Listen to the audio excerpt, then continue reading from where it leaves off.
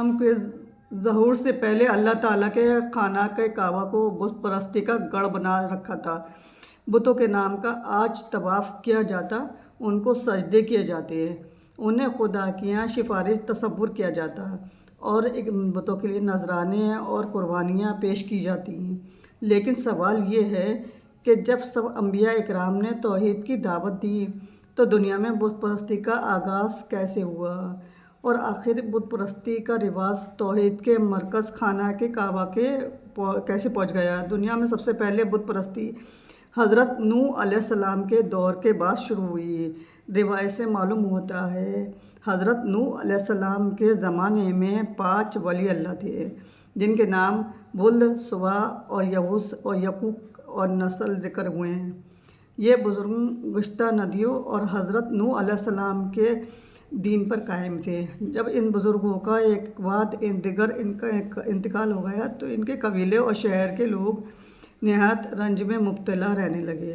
ایک روز جب اہل قبیلہ ان کی یادوں میں مغموم بیٹھے تھے تو شیطان ایک بزرگ کی شکل اختیار کر کے ان کے پاس آیا اور کہا، تمہارے درد کی دوا میرے پاس موجود ہے۔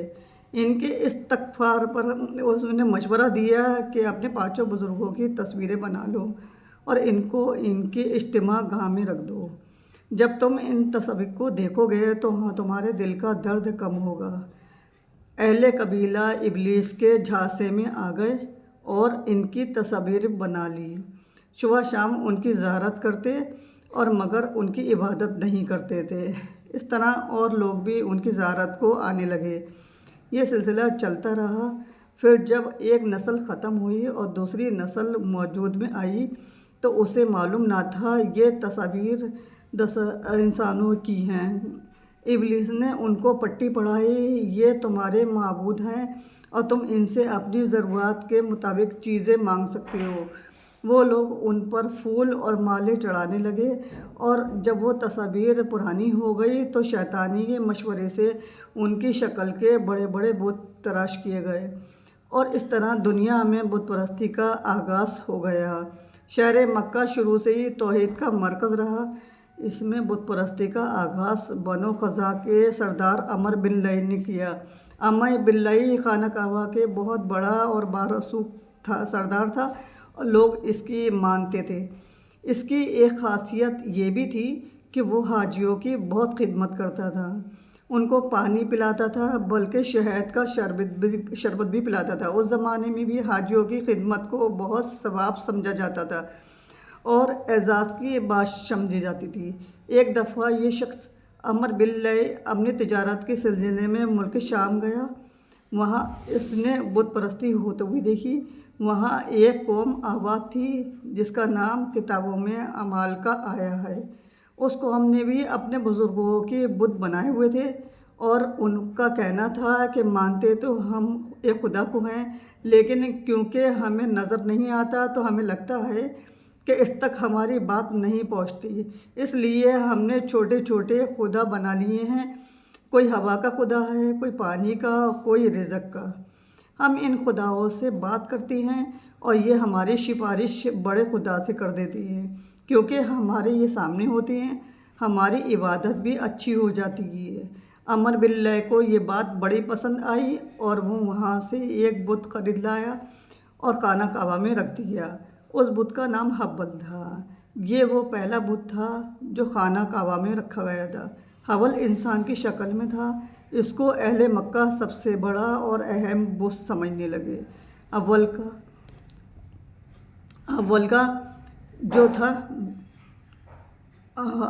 کا جو بت تھا اہم بت سمجھنے لگے۔ اول کا دایاں ہاتھ ٹوٹا ہوا تھا۔ قریش مکہ نے سونے کا بنوا کر لگا دیا۔ حبل کے علاوہ عرب کے قوی منات ہے، یہ مسلح میں رکھا گیا تھا۔ پھر طائف میں لات اور اس کے بعد وادی نخلا میں عزا نامی بت موجود میں آیا۔ یقیناً عرب کے بڑے بت تھے۔ اس کے بعد حجاز کے ہر خطے میں بت اور بت پرستی شرک نے قدم جما لیے۔ زمانے جاہلیت میں صفا مروہ پر 2 بت رکھے گئے تھے۔ صفا پر جو بت تھا اس کا نام اصاب اور جو بت مروہ پر تھا اس کا نام نائلہ تھا۔ اس کے بعد عمر بن لئی نے وہی بات کی جو قوم عمالقہ نے اپنے بتوں میں کی بات کی تھی۔ انہوں نے مکہ کے باقی قبیلوں کی دعوت دی، وہ بھی اپنے اپنے بت بنا کر خانہ کعبہ میں لا کر رکھ دیں، مگر شرط یہ تھی وہ بت مکہ کے مقدس مٹی سے بنائے جائیں۔ اس طرح مکہ میں بت پرستی شروع ہوئی، اور بعد میں جس قبیلے کا بت خانہ کعبہ کے اندر رکھا ہوتا تھا، یہ اس کے لیے بڑے اعزاز کی بات ہوا کرتی تھی۔ عرب کے قبائل اپنی محبت اور دشمنی دونوں کے لیے مشہور ہیں۔ جس قبیلے کا مکہ والوں سے جھگڑا ہو جاتا، اس قبیلے کا بت خانہ کعبہ سے نکال دیا جاتا تھا۔ یہ اس وقت ان کے خداؤں کا حال تھا۔ کہا جاتا ہے کہ عمر بن لئی کے تابع جن تھا۔ عمر بن لئی نے جدہ میں دفن قوم نوح کے بتوں کے بارے میں بتایا۔ عمر بن لئی ان بتوں کو نکال لائے اور حج کے ایام میں انہیں مختلف قبائل کے حوالے کیا۔ انہیں ہر گھر کا اپنا اپنا بت ہو گیا۔ اس آدمی کا ذکر اللہ کے رسول صلی اللہ علیہ وآلہ وسلم کی ایک حدیث مبارکہ میں آتا ہے۔ جناب ابو ہریرہ انہوں نے بیان کیا، اللہ کے نبی صلی اللہ علیہ وآلہ وسلم نے فرمایا کہ میں نے عمر بن لئی کے خزائے کو دیکھا، جہنم میں وہ اپنی انتڑیاں گھسیٹ رہا تھا، اور یہی عمر پہلا شخص ہے جس نے صحابہ کی رسم نکالی، اور اس کی اس حرکت کی وجہ سے اللہ کے ڈر کعبہ میں رفتہ رفتہ 300 سال بت رکھ دیے۔ کعبہ میں یہ بت پرستی سال ہر سال چلتی رہی، یہاں تک کہ کوئی توحید کا اقرار کرنے والا شخص ان بتوں کے خلاف بات کرتا تو مشرکین اس کی جان کے دشمن بن جاتے، جبکہ اس سے پہلے مکہ میں حضرت ابراہیم علیہ السلام کا دین تھا۔ حضرت ابراہیم علیہ السلام خود بتوں سے بیزار تھے، لیکن آہستہ آہستہ یہ لوگ اسلامی کی تعلیمات کے دور ہوتے چلے گئے اور بہت سی معاشرتی برائیوں میں گھرتے چلے گئے، اور پھر اس نبی کا انتظار ہونے لگا جن کے بارے میں گزشتہ آسمانی کتابوں میں بہت سی نشانیاں بتائی گئی تھیں۔ تو اللہ تعالیٰ نے حضرت ابراہیم علیہ السلام کے بیٹے حضرت اسماعیل علیہ السلام کی نسل سے قبیلہ قریش کے سب سے اعلیٰ خاندان میں اپنے پیارے محبوب حضرت محمد صلی اللہ علیہ وآلہ وسلم کا ظہور فرمایا۔ حضور صلی اللہ علیہ وآلہ وسلم کا ظہور ہوا۔ آپ صلی اللہ علیہ وآلہ وسلم بچپن سے ہی اس بت پرستی کے خلاف تھے۔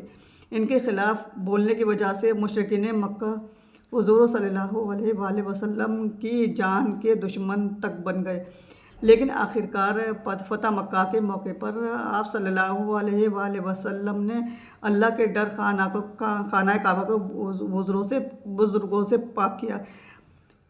حضرت رضی اللہ تعالیٰ سے بیان ہے، حضور صلی اللہ علیہ وآلہ وسلم کعبے کے بتوں پر ہاتھ میں پکڑی ہوئی چھڑی سے ضرب لگا رہے تھے اور قرآن کی آیت تلاوت فرما رہے تھے، جس کا ترجمہ ہے حق آ گیا اور قاتل مٹ گیا۔ باطل تو مٹنے والا ہے، اور ہر ایک بت قوم نوح گر جاتا تھا۔ فتح مکہ میں شامل صحابی فرماتے ہیں، ہم رسول اللہ صلی اللہ علیہ وآلہ وسلم کے ساتھ مکہ میں آئے۔ بیت اللہ کے گرد 360 بت تھے جن کی پوجا کی جاتی تھی۔ آپ صلی اللہ علیہ وآلہ وسلم نے فوراً حکم دیا کہ ان سب کو کوندے نوح گرا دو، اور انہوں نے یہی آیت تلاوت فرمائی اور اللہ کے گھر کو بتوں سے پاک کر دیا۔ آخر میں اللہ سے ہم دعا کرتے ہیں کہ اللہ تعالیٰ ہمیں توحید پر استقامت عطا فرمائے۔ آمین ثم آمین۔